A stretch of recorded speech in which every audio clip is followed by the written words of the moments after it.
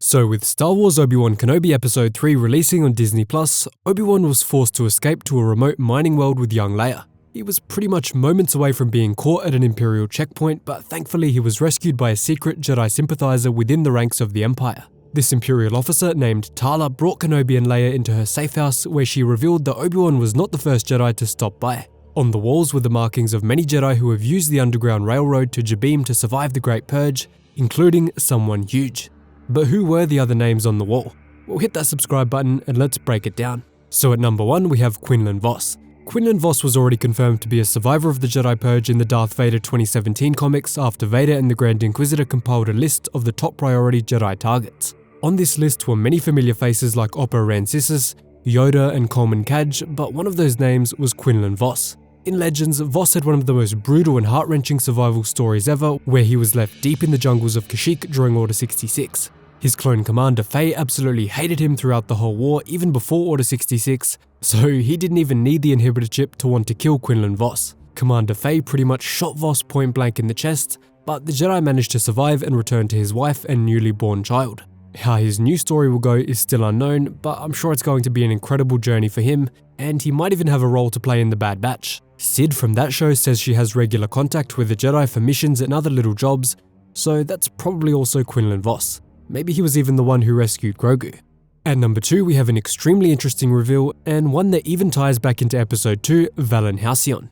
Now Valen Halcyon is a huge character from Star Wars Legends who was the son of a Jedi Master, and he himself was trained in the Jedi ways. Although it was never made public that his own father was a Jedi Master. At the very young age of only 10 years old, Valen's father left him to fight in the Clone Wars before the young boy could finish his Jedi training. Sadly, Valen's father was then killed very shortly after the Clone Wars, and in order to hide her son's identity, Valen's mother married a man named Ross Tech Horn and changed Valen's name to Valen Horn. After that, however, Valen changed his name to Hal Horn to honor his original family name.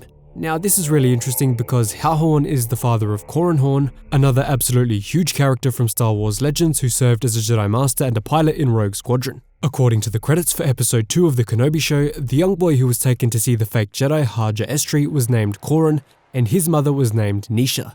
This matches up perfectly with the character Corran Horn from Star Wars Legends, and now Hal Horn, which had his name written on the wall.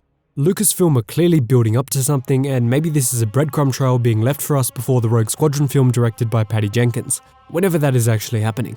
At number 3 we have Caleb Dume. Caleb Dume was the original name of Jedi Knight Kanan Jarrus, who served as the master of Ezra Bridger. During Order 66, Caleb was sitting with his master Depa Billaba and their clone troopers at a campfire, laughing and telling stories. Unfortunately, however, at this exact moment, their clone commander Gray got the call to execute Order 66 directly from Palpatine, who even called him by name, and they turned on the two Jedi. Caleb's master shouted out for him to run as fast as he could, promising that she would be right behind him, but that was a lie. She died moments later to the blaster fire of her own men, all to save the life of her Padawan Caleb Dume. Caleb then fled to a nearby planet and was taken in by a scoundrel before finally changing his name to Kanan Jarrus to stay hidden. Now, eventually, Kanan was recaptured by Commander Gray and Captain Styles, but he fought back and hit their heads on a wall inside of their ship. Now, the strange thing here is that after this happened, Gray started to break free of his inhibitor chip and seriously started questioning whether what they were doing was really right. In the end, Gray gave his life to save Kanan Jarrus by destroying his own control panel and allowing their ship to be destroyed by Kanan's friends.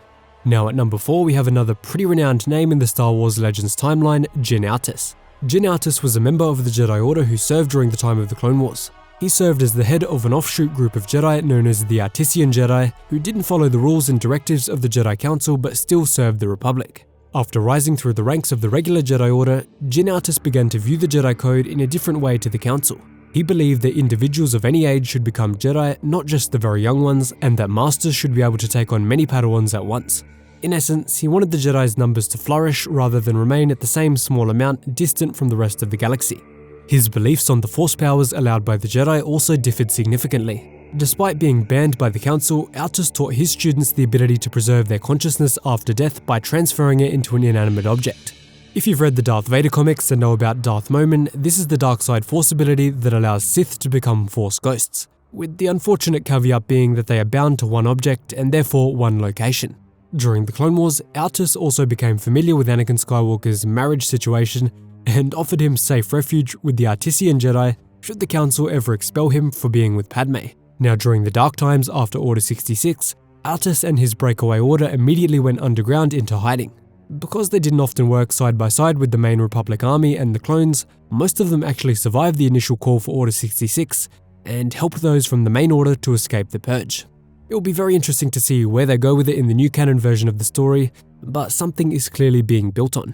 The 5th Jedi name on the wall in the Safehouse is ROGANDA ISMAREN. ROGANDA was a Jedi initiate from the planet Alderaan who escaped Order 66 as a youngling and went into hiding with a group of fellow younglings. In Legends, she managed to stay hidden for about a year after the purge until Palpatine found her hideout and sent a colossal dreadnought called the Eye of Palpatine to destroy her and the others. At this point, ROGANDA and her brother were kidnapped by Imperial Inquisitors, and ROGANDA was forced to watch the execution of her own brother. Being absolutely traumatized by having to watch the slaughter of her own brother, she vowed to gain enough power that she would never be subject to the same fate as him. Using her Force powers, she escaped the Inquisitors and eventually integrated herself into the Empire. Over time, she rose in status so much that she even became part of Palpatine's Royal Imperial Court, using her beauty and charm to rise up. After this, she also had a son named Iraq Ismaren and began to train him as a possible replacement for the Emperor. Unfortunately for her, this all fell apart once Palpatine died, and she didn't have the support needed to take over the Imperial remnants from the other warlords left scrapping over the ruins of the Empire.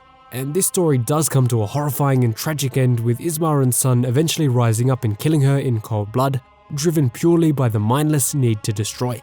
This happened because ROGANDA tried to augment him with brain cybernetics to make the most powerful dark side force user to ever walk the galaxy. Clearly, this was a horrendous decision and backfired horribly on her. Number 6, For Light and For Life. Now this one isn't exactly a Jedi name, but this one is a clear reference to the popular phrase used during the time of the High Republic, for light and for life. It's possible that this phrase stuck with the Jedi Order over the hundreds of years up to Order 66, and the Jedi on the Underground Railroad used it as a sign of hope and to encourage other Jedi to keep fighting, or else the light of the galaxy would really go out for good. Not to mention that the High Republic was considered to be the golden era of the Jedi, when there was none of this corruption, infighting and politics that later plagued the Jedi Order and eventually led to their downfall. So it's definitely the right era to call back to and remind Jedi survivors of in a time of such dire need. But let me know how you think it will all connect to the upcoming High Republic shows that we know are on the way, or even the books, comics or other stuff in the multimedia project. Maybe we might even end up seeing a relic or artifact from the High Republic in another episode of the Kenobi show, somewhere along the path. And those are all of the names and references that we've currently been able to decipher from that wall in the Jedi Safehouse so far. Let me know which one you think is the most interesting for the new canon, and if you enjoyed, hit that subscribe button. Thanks so much for watching guys, really hope to see you in the next one. If you made it this far, drop a thank Mr. Quinlan down in the comments and I'll be sure to leave you a heart.